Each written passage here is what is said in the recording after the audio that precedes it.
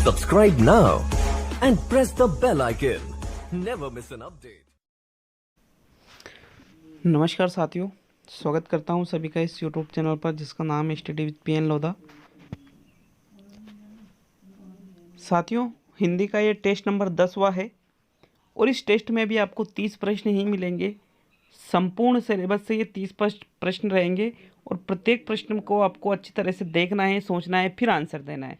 मित्रों, अभी जस्ट 8 बजे एक टेस्ट अपलोड किया गया है एसएसटी के लिए, जो पटवारी के लिए, फर्स्ट ग्रेड के लिए, सेकंड ग्रेड के लिए या अन्य किसी कम्पिटिटिव एग्ज़ाम के लिए जिसमें राजस्थान जीके, भारत जीके या कहीं की भी जीके आती है, तो वो टेस्ट ज़रूर हल करें। उस टेस्ट को मैंने एंड स्क्रीन में लगा दिया है, बिल्कुल आप उस टेस्ट को ज़रूर देखें। तो साथियों, शुरू करते हैं इस क्लास को। पहला प्रश्न है, मानवता शब्द है संज्ञा, सर्वनाम, विशेषण और अव्यय। तो मित्रों, इसका राइट आंसर बताना है आपको कि मानवता शब्द क्या है। मित्रों, राइट आंसर है संज्ञा शब्द है। मानवता शब्द क्या है? एक संज्ञा शब्द है। कौन सी संज्ञा है मानवता शब्द में? भाववाचक संज्ञा है। कौन सी है? भाववाचक। तो साथियों, इसका प्रथम विकल्प सही रहेगा प्रश्न नंबर 1 का। दूसरा प्रश्न देखेंगे मित्रों। सेकंड प्रश्न आता है, सूरमा शब्द का पर्यायवाची नहीं है वीर, योद्धा, बलशाली और धीर। तो इनमें से ऐसा कौन सा विकल्प है जिसमें सूरमा शब्द का पर्यायवाची नहीं है? तो साथियों, राइट आंसर बताइए। मित्रों, उसका राइट आंसर है धीर शब्द में सूरमा पर्यायवाची का नहीं है धीर शब्द, क्योंकि देखिए सूरमा शब्द को वीर भी कहा जाता है, योद्धा भी कहा जाता है, बलशाली भी कहा जाता है, लेकिन इसको धीर नहीं कह सकते। अतः यहाँ पे विकल्प नंबर 4 सही रहेगा। मित्रों, ये टेस्ट लेवल 1, लेवल 2 दोनों के लिए उपयोगी है।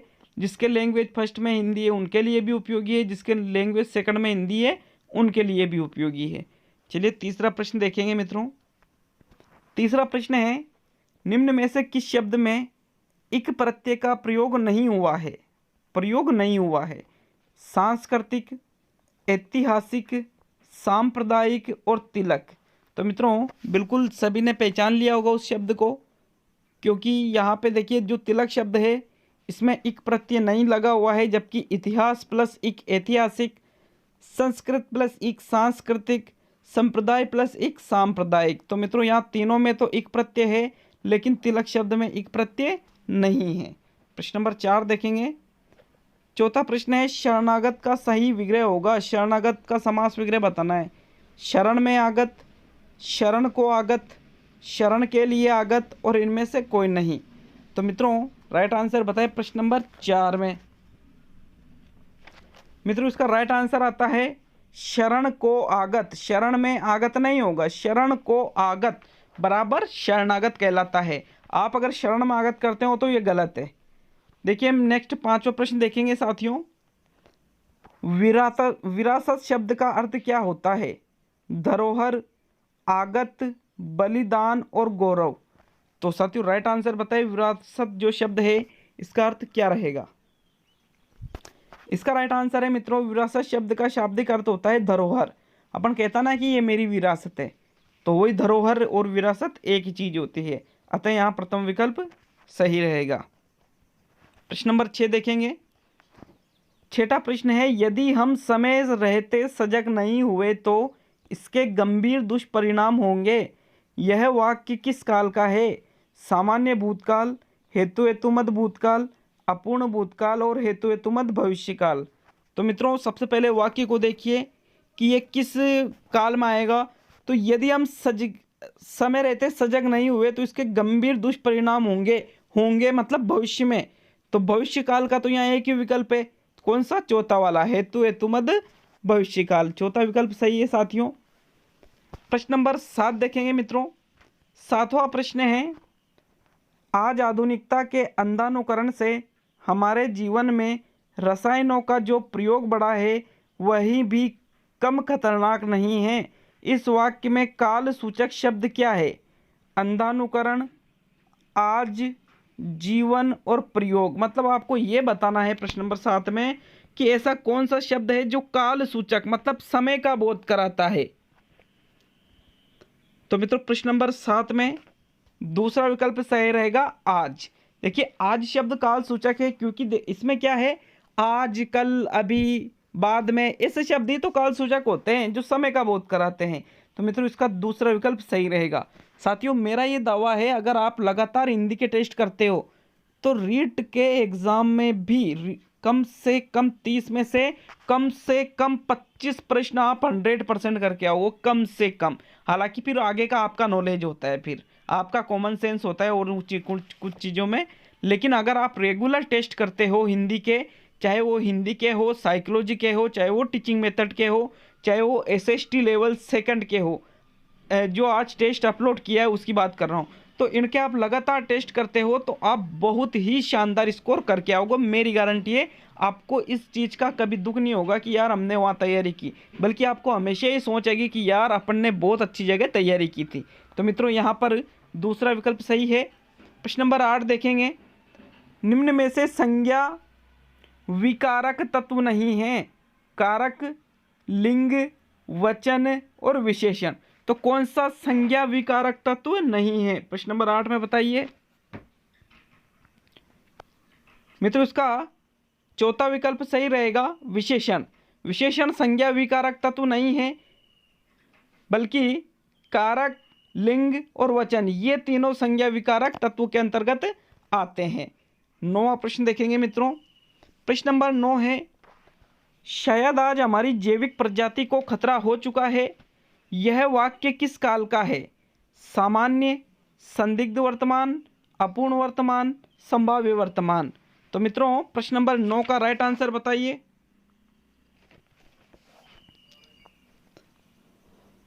मित्रों यहां पर राइट आंसर है संदिग्ध वर्तमान काल। देखिए शायद शब्द आ रहा है ना, तो शायद शब्द हो सकता है, अगर ऐसे कुछ शब्द आ जाते हैं आगे और वो जो वाक्य है अगर वो वर्तमान का बोध कराए तो वो संदिग्ध वर्तमान काल कहलाता है। जैसे शायद आज हमारी जैविक प्रजाति को खतरा हो चुका है मतलब अभी की बात की जा रही है यहाँ पे। तो मित्रों इस प्रकार वर्तमान काल का ये दूसरा विकल्प सही रहेगा, संदिग्ध वर्तमान काल। प्रश्न नंबर 10 देखेंगे, आंख का अंधा गांठ का पूरा, लोकोक्ति का सही अर्थ क्या है? अंधा परंतु विवेकशील होना, मूर्ख धनी, अंधे के पास धन होना और आंखों का रोग। तो मित्रों प्रश्न नंबर 10 का राइट आंसर बताइए। राइट आंसर है दोस्तों प्रश्न नंबर 10 में दूसरा विकल्प, मूर्ख धनी। आंख का तो अंधा लेकिन गांठ का पूरा, भाई दिख है तो बिल्कुल मूर्ख, लेकिन उसके पास धन बहुत है, तो मूर्ख धनी दूसरा विकल्प सही है साथियों। प्रश्न नंबर 11 देखते हैं, जहां तुम रहते हो वहां मेरा एक मित्र भी रहता है, यह वाक्य है सरल, मिश्र, संयुक्त या इनमें से कोई नहीं। तो साथियों राइट आंसर बताइए प्रश्न नंबर 11 का।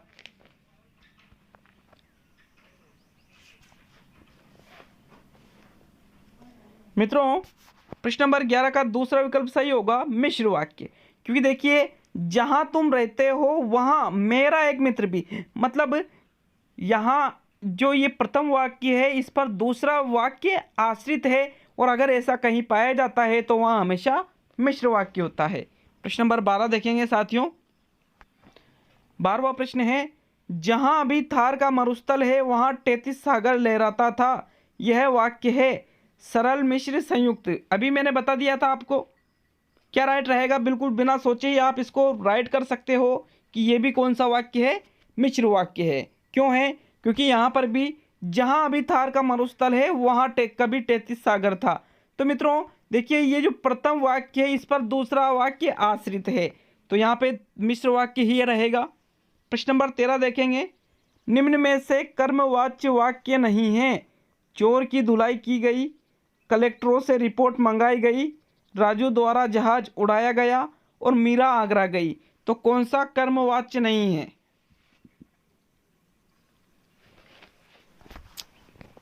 मित्रों इसका राइट आंसर है मीरा आगरा गई। मीरा आगरा गई जो शब्द है इसमें कर्मवाच्य नहीं है, क्योंकि देखिए ये जो राजू द्वारा जहाज उड़ाया गया, द्वारा शब्द आ रहा है, अगर कहीं पर भी द्वारा शब्द आता है तो वहाँ पर कर्तृवाच्य नहीं होता है। कौन सा वाच्य होता है? कर्मवाच्य होता है। कलेक्टरों से रिपोर्ट मंगाई गई, चोर की धुलाई की गई। इन तीनों में कर्मवाच्य है, लेकिन मीरा आगरा गई, इसमें कौन सा वाच्य है? कर्तृवाच्य है। इसमें कौन सा है? कर्तृ। तो मित्रों चौथा विकल्प सही रहेगा। प्रश्न नंबर 14 देखेंगे। 14वां प्रश्न आता है साथियों, यदि कोई उनके मत के विरुद्ध कुछ कहता तो वे उस पर बहुत कम ध्यान देते। यह वाक्य है सरल, मिश्र, संयुक्त और इनमें से कोई नहीं। बिल्कुल इजी प्रश्न है। यहाँ पर भी मिश्र ही वाक्य सही रहेगा, क्योंकि यहाँ पर प्रथम वाक्य के ऊपर दूसरा वाक्य आश्रित है। तो मित्रों यहाँ पे भी दूसरा विकल्प सही रहेगा। प्रश्न नंबर 15 देखेंगे। उपभोक्ता कानून में उपभोक्ता को शिकायत करने हेतु अधिकतम 2 वर्ष का समय दिया जाता है। यह वाक्य है सरल, मिश्र और संयुक्त।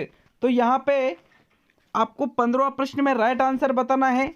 मित्रों यहाँ पर कोई भी 2 वाक्य नहीं है, इसलिए इसमें कौन सा वाक्य रहेगा? कौन सा रहेगा? सरल वाक्य रहेगा। सरल वाक्य या साधारण वाक्य इसका राइट आंसर रहेगा। प्रश्न नंबर 16 देखेंगे। भाषा शिक्षण के किस उपागम में सामग्री विभिन्न स्रोतों से ली जाती है? इकाई उपागम, प्रकरण उपागम, सम्मिश्रण उपागम और सम्मिश्रण उपागम। तो मित्रों राइट आंसर बताइए कि वो उपागम कौन सा है जिसमें सामग्री अनेक स्रोतों से ली जाती है। तो राइट आंसर है, उसको कहा जाता है सम्मिश्रण उपागम। क्या कहा जाता है? सम्मिश्रण उपागम के नाम से इसको जाना जाता है। प्रश्न नंबर 17 देखेंगे। कक्षा शिक्षण में शिक्षक द्वारा चिड़िया उड़ खेल से छात्रों में किस कौशल का विकास होता है? श्रवण कौशल का, पठन कौशल का, वाचन कौशल का और लेखन कौशल का।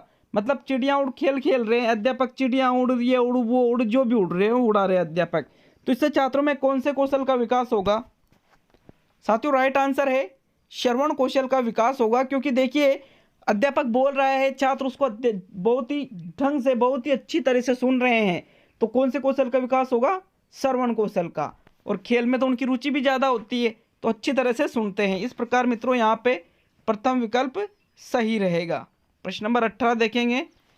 अन्वेषण विधि के प्रवर्तक कौन है? मॉरिसन, हर्बर्ट स्पेंसर, अरस्तु और हेनरी एडवर्ड आर्मस्ट्रॉन्ग। तो मित्रों 18वें प्रश्न का राइट आंसर बताइए। साथियों इसका राइट आंसर आता है हेनरी एडवर्ड आर्मस्ट्रॉन्ग अन्वेषण विधि, जिसको खोज विधि भी कहा जाता है, के प्रवर्तक हैं, या ह्यूरिस्टिक विधि भी आप इसको, या अनुसंधान विधि भी इसको आप कह सकते हो। प्रश्न नंबर 19 देखेंगे। 19वां प्रश्न है मित्रों, वाचन कौशल का विकसित करने के लिए कौन सी गतिविधि अधिक उपयोगी है? आप वाचन कौशल को विकसित करना चाहते हो छात्रों में, तो संगीत में प्रार्थना का आयोजन, विद्यालय में योग एवं व्यायाम क्रिया, नीर तीर जैसे खेलों का आयोजन और सामूहिक वाचन। तो मित्रों प्रश्न नंबर 19 का राइट आंसर बताइए। मित्रों राइट आंसर रहेगा संगीत में प्रार्थना का आयोजन। हालांकि सामूहिक वाचन भी इसका राइट आंसर माना जाएगा। तो मित्रों दोनों में से श्रेष्ठ तो संगीत में प्रार्थना का आयोजन रहेगा और उसके बाद रहेगा सामूहिक वाचन। लेकिन आप इन पहले विकल्प को और चौथे विकल्प को दोनों को सही मान सकते हो, क्योंकि बोर्ड खुद भी ऐसे ही करता है, इसलिए मैं भी ऐसे ही मानता हूं। मित्रों प्रश्न नंबर 20 देखेंगे। 20वां प्रश्न है, बालकों में लिपि ज्ञान तथा सृजनशीलता के विकास किस कौशल के माध्यम से होता है? श्रवण कौशल, पठन कौशल, वाचन कौशल और लेखन कौशल। साथियों इसका राइट आंसर है बालकों में लिपि ज्ञान और सृजनशीलता का विकास लेखन कौशल के माध्यम से होता है, क्योंकि लिपि मतलब लिखना। तो चौथा विकल्प सही है। प्रश्न नंबर 21 देखेंगे। मित्रों 21वां प्रश्न है, कक्षा शिक्षण में छात्रों द्वारा सामूहिक वाचन एवं अनुकरण वाचन से छात्रों में किस कौशल का विकास होता है? श्रवण कौशल, पठन कौशल, वाचन कौशल, लेखन कौशल। तो सामूहिक वाचन और अनुकरण वाचन द्वारा किस कौशल का विकास होता है?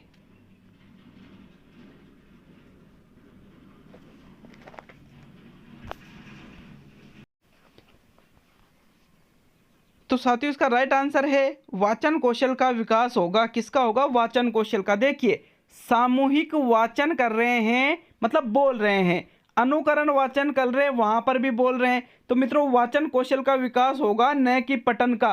पठन कौशल का विकास तो मौन वाचन से किया जाता है। किससे किया जाता है? मौन वाचन से।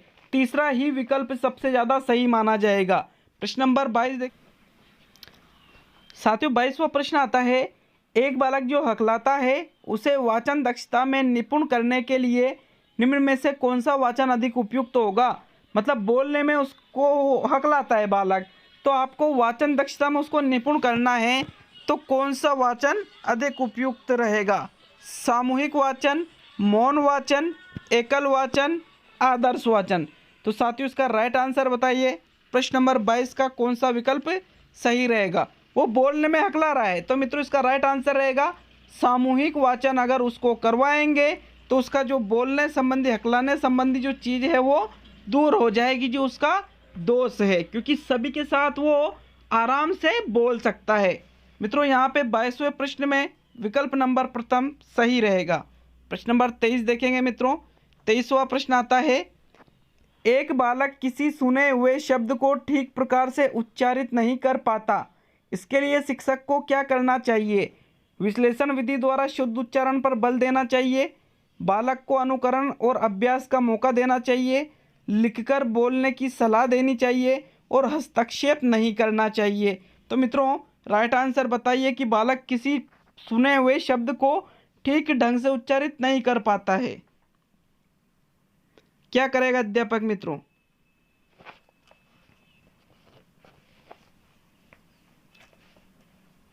मित्रों प्रश्न नंबर 23 में प्रथम विकल्प सही है, विश्लेषण विधि द्वारा शुद्ध उच्चारण पर बल दिया जाना चाहिए। हालांकि यहाँ जो दूसरा विकल्प है, बालक को अनुकरण और अभ्यास का मौका मिलना चाहिए, तो मित्रों ये भी विकल्प सही माना जाएगा, किंतु यहाँ पे प्रथम विकल्प ज़्यादा बेस्ट है, क्योंकि विश्लेषण किया जाएगा कि आखिर बोलने में कहाँ मिस्टेक आ रही है, फिर शुद्ध उच्चारण पर बल दिया जाएगा कि बेटा इसका उच्चारण इस प्रकार से करते हैं। तो मित्रों यहाँ पर प्रथम विकल्प सही रहेगा। प्रश्न नंबर 24 देखेंगे। 24वां प्रश्न है, भाषा शिक्षण की दृष्टि से बालक की प्रथम पाठशाला कौन सी है? माँ, परिवार, समाज और देश। तो मित्रों प्रश्न नंबर 24 का राइट आंसर बताइए। मित्रों राइट आंसर है बालक की प्रथम पाठशाला परिवार होता है। क्या होता है? परिवार। दूसरा विकल्प इसमें सही रहेगा। प्रश्न नंबर 25 देखेंगे। 25वां प्रश्न आता है, प्राथमिक स्तर पर कविता शिक्षण की उपयुक्त प्रणाली कौन सी है? व्याख्या प्रणाली, तुलना प्रणाली, गीत और अभिनय प्रणाली और व्यास प्रणाली। तो साथियों राइट आंसर बताइए कि प्राथमिक स्तर पर कविता शिक्षण की बेस्ट प्रणाली कौन सी होती है? मित्रों इसका राइट आंसर है गीत और अभिनय प्रणाली प्राथमिक स्तर पर कविता शिक्षण की उपयुक्त प्रणाली होती है। तीसरा विकल्प सही है इसका। प्रश्न नंबर 26 देखेंगे। देखिए 26वें प्रश्न को, पाठ्य पुस्तक के संबंध में निम्न में से कौन सा कथन सत्य है? सत्य कथन देखना है। पाठ्य पुस्तक साधन भी है और साध्य भी। पाठ्य पुस्तक शिक्षक व शिक्षार्थी के मध्य सेतु का कार्य करती है। पाठ्य पुस्तक ज्ञान का भंडार व शब्दकोश है और उपयुक्त सभी। प्रश्न नंबर 26 का राइट आंसर बताइए। मित्रों यहाँ पर उपयुक्त सभी राइट आंसर रहेगा। चौथा विकल्प यहाँ पे सही रहेगा। प्रश्न नंबर 27 देखेंगे। 27वां प्रश्न है, एक छात्र किसी शब्द विशेष को उच्चारित करने में बार बार त्रुटि करता है। ऐसी स्थिति में भाषा का शिक्षक को निम्न में से किस प्रकार छात्र की मदद करनी चाहिए? किसी शब्द विशेष को उच्चारित करने में वो त्रुटि कर रहा है, तो शुद्ध उच्चारण हेतु स्पीच थेरेपी के लिए भेजना चाहिए, व्यक्तिगत ध्यान देकर शुद्ध उच्चारण का अभ्यास करना चाहिए, अतिरिक्त कक्षाओं की व्यवस्था करना चाहिए और ध्यान नहीं देना चाहिए। तो मित्रों प्रश्न नंबर 27 का राइट आंसर बताइए। सभी को मालूम होगा कि व्यक्तिगत ध्यान देकर शुद्ध उच्चारण का अभ्यास करना चाहिए। दूसरा विकल्प यहाँ पे सही रहेगा। मित्रों प्रश्न नंबर 28 देखेंगे। 28वां प्रश्न है साथियों, भाषा शिक्षा में उपचारात्मक शिक्षण उपयोगी है क्योंकि इससे कमजोर छात्रों का स्तर को सुधारा जा सकता है, इससे छात्र की किसी विशेष कठिनाई का निराकरण किया जा सकता है, इससे समस्त छात्रों के विभिन्न कौशलों को उन्नत बनाया जा सकता है और उपयुक्त सभी। साथियों राइट आंसर है चौथा विकल्प उपयुक्त सभी, क्योंकि देखिए उपचारात्मक शिक्षण से छात्रों का स्तर भी सुधारा जा सकता है, विशेष कठिनाई का निराकरण भी किया जा सकता है, छात्रों में कौशलों को उन्नत भी कर सकते हैं। तो इस प्रकार इसका चौथा विकल्प सही रहेगा। मित्रों प्रश्न नंबर 29 देखेंगे। 29वां प्रश्न है, भाषा दक्षता के क्षेत्र में निम्न में से कौन सा विकल्प सत्य है? भाषा दक्षता क्षेत्र के संबंध में सुनना व बोलना प्रथम भाषा दक्षता है, लिखना व पढ़ना द्वितीय भाषा दक्षता है, व्याकरण व रचना तृतीय भाषा दक्षता है और उपयुक्त सभी। प्रश्न नंबर 29 का राइट आंसर बताइए मित्रों। साथियों यहाँ सारे विकल्प सही है। सुनना बोलना प्रथम भाषा दक्षता, लिखना पढ़ना द्वितीय भाषा दक्षता, व्याकरण रचना तृतीय भाषा दक्षता, अतः चौथा विकल्प सही रहेगा। मित्रों आज का अंतिम प्रश्न आता है, कमेंट करके जरूर जाना यार, वीडियो अच्छा लगा हो तो लाइक करके भी चले जाना। प्राथमिक स्तर पर देखो और कहो विधि द्वारा बालक की किस भाषा कौशल का मूल्यांकन किया जाता है? श्रवण कौशल, उच्चारण कौशल, पठन कौशल, लेखन कौशल। देखो और कहो विधि द्वारा कौन से कौशल का मूल्यांकन किया जाता है? तो साथियों देखो और कहो विधि द्वारा उच्चारण कौशल का मूल्यांकन किया जाता है। कौन से कौशल का? उच्चारण, क्योंकि छात्र किसी चीज को देखेगा फिर उसको बोलेगा, तो फिर कौन से कौशल का मूल्यांकन होगा? उच्चारण कौशल का। इस प्रकार इसका दूसरा विकल्प सही रहेगा। मित्रों मिलते हैं अगले वीडियो में, बहुत ही जल्द परियोजना विधि के ऊपर वीडियो आने वाला है संस्कृत शिक्षण विधियों के अंतर्गत। तो बहुत जल्द लगभग कुछ समय में आप वो वीडियो जरूर देखें। मित्रों मिलते हैं अगले वीडियो में।